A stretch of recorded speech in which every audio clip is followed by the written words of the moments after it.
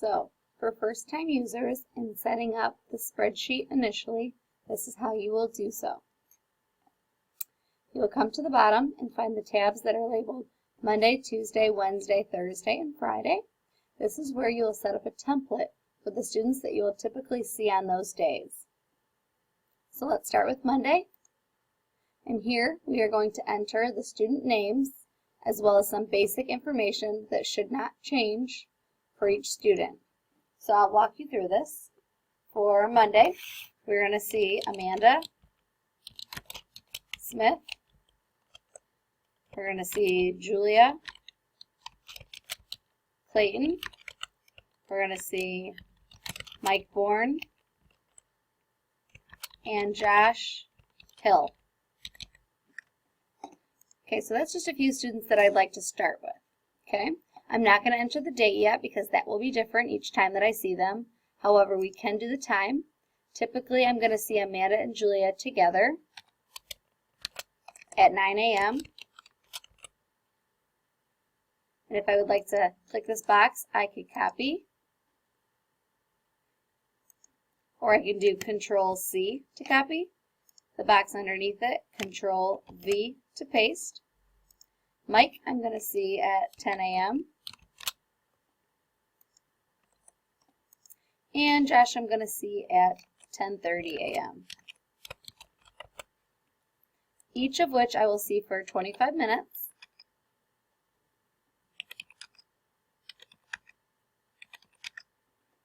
So Amanda and Julia, like I said, will be seen together in a group. So I can start typing the letter G and it will pop up. Or if I'd like to use the drop down arrow, I can select from the options there. And Mike and Josh will both be seen individually. So I'm going to select I, and then this will pop up, and I can select individual therapy. Since this is a box that only contains words, I am able to drag this bottom corner with the blue square down, and it will copy and paste that text. You're not able to do that with numbers such as the date, and I will show you why. This one says December 12th, and if I were to do that with a drag down arrow, it will make the numbers go in sequential order. So the 12th, 13th, 14th, and the 15th. So I want to make sure we do not do that with anything with numbers, or it will not format correctly. So we have the group size here, and Amanda and Julia will be seen together. So I'm putting 2 there, individual for Mike. He'll be seen by himself, so there's only 1. I'm not going to put in the notes yet, or the accuracy, or the goal, but I will enter each student's speech goals. So double tap in the box, and I like to start off by writing the IEP date, so I know exactly when the next IEP will be due. So I'm going to enter the date as June 1st of 16. Now if I click enter, it will take me to the next cell, which goes down to Julia. So it's important to note, if you double click in that box and hold down Control and tap enter, that it will stay within that same cell and go to the next line, still for Amanda. So I can enter each goal, Control enter to go to the next line, Control enter to go to the next line, and you can just type the goals as you like. I like to make the IEP date in bold and underlined so it's easy to see. So once you're in that cell and you've double clicked to get in there, you can highlight information, hold down Control and do B for bold, U for underline, and it will format the text appropriately. Okay, and you can do this for each of your students. Make sure you say their date. It'll automatically populate too after you've typed information. So just keep typing whatever the information you need based on that student. Control enter to go to the next line. And not all students will have the same amount of goals. Obviously, you put in whatever that individual student has. Okay, and you just go down through, add your goals for each of your students. Scroll over. The frequency, Amanda needs to be seen 3 to 6 times this month. Julia needs to be seen 2 to 4 times this month. Mike and Josh will need to be seen 6 to 8 times this month.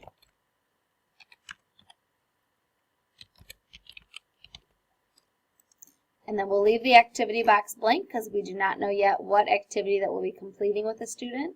Medicaid, Amanda is eligible, so I'm going to type yes, and it will color code pink, so you can quickly reference that if you need. For everyone else, I'm not going to type anything because they are not Medicaid eligible. If you'd like to type no, you can. It's up to you. So that's the template. That's all we're going to enter on this page, and that will all transfer to your main page, which is the first tab here called Documentation.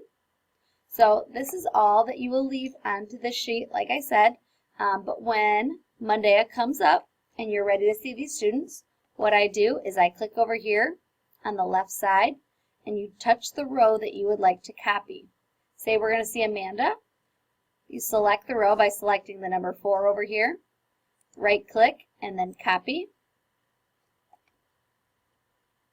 It likes us to do Control-C instead of right-clicking and copying, so we'll do so. Click Control-C to copy. Go back to your main page called Documentation. Touch the row over here that you would like to paste it into. Control-V is to paste, and her information will go right onto the main page. Let's say we're going to see all of the students we have listed on Monday. So we come back over to the Monday tab. And what we do is we select the first row that you'd like to copy, such as 4 right here for Amanda, and you drag the cursor down to select all the students, let go, and they'll be selected in blue. Control-C to copy, back over to the documentation page, touch the row that you'd like to paste them in, such as 6, and then Control-V to paste that information. Now they are on the main page over here. Now this is the information that will be used to calculate into the attendance page. And I will show you that in just a second. So it's important that you do not put any data in this Monday page. If you do, it will not be transferred over to calculate in the attendance box. So only the information in the documentation page will be noted. So let's enter the date. We do not need to enter anything in the month column because, as you can see, it will change automatically.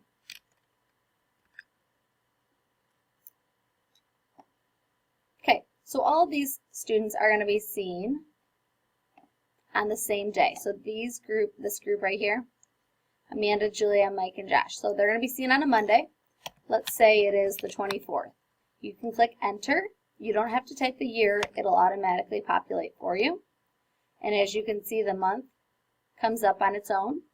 And you cannot drag and drop this. Remember, it will mess the numbers up, and they will go in chronological order, which is what we do not want to do. We want to Control-C to copy, select all the boxes by dragging down, Control-V to paste, to make sure that the same date goes into each box, because they're all seen on Monday. Then you add your notes for each of them. So let's say with Amanda, we targeted goal 1, and she earned 5 correct out of 13 opportunities. You can type in the fraction like this, equals 5 divided by 13. Click Enter. In this box, let's say we targeted goal 2. She earned 100%. You could type it like that as well. If the percentage sign does not come up automatically, it's important that we add it because it is required for all formulas to calculate. And you'll go down and you'll do that for each student.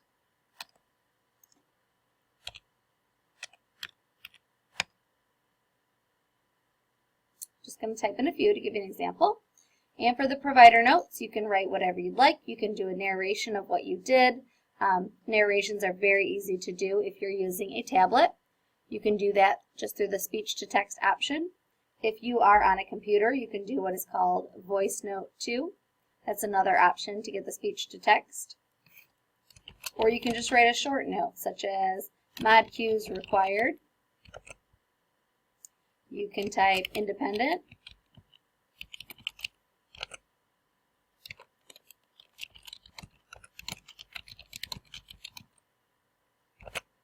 Whatever type of note you'd like to add. And if you scroll over, this is already filled in. You don't need to do anything with the frequency, and the Medicaid is also already filled in. So that is where we're going to paste all of our information. So eventually this first tab called documentation will be extremely long. So I've been using my spreadsheet this entire school year, and mine is at 900 rows. That's just to give you an example of how long it will become eventually. So if you go to the View/Print One Student tab, I'll show you what that does. Here where it says type name here, you can type your student's name exactly the way it is on the first sheet, including capitalization, or it will not format correctly. So as you can see, the information from the first page, I had Amanda on there for 2 entries, and once I type in her name, it will bring up all the information here that Amanda has on the first page documentation. Not what Amanda has on the Monday tab, but only what is on the documentation tab. And as you can see, this didn't really format correctly, so if you touch this box here in the corner, you're able to do an alignment to format it to where all of the text will go into the center. And as you can see, it formats correctly, and now it looks a little better. If you come over to the attendance, you will also have to type in all of your student names here, and they must be typed exactly the way they are on the other sheets, or they will not format correctly. So it's important to make sure they're spelled the same and that they are exactly the same, including capitalization. Okay? So if you wanted to go to Monday, you could actually copy these students' names, Control-C, come back over here to the attendance, and paste them in so you don't have to retype them all. And that way you'll ensure they're typed exactly the same as they are on the other sheets. Okay, so this right here says minimum frequency. This is the minimum number of times that this student is required to be seen according to their IEP. So, back to the Monday tab. Amanda must be seen at least 3 times a month, Julia at least twice a month, and Mike and Josh at least 6 times. So I'm going to fill in those numbers, the minimum frequency.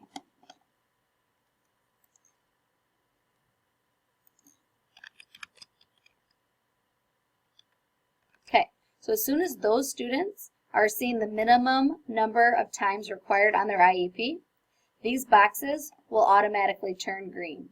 But until then, they will stay white because they have not been seen the number of times they need to be according to their IEP.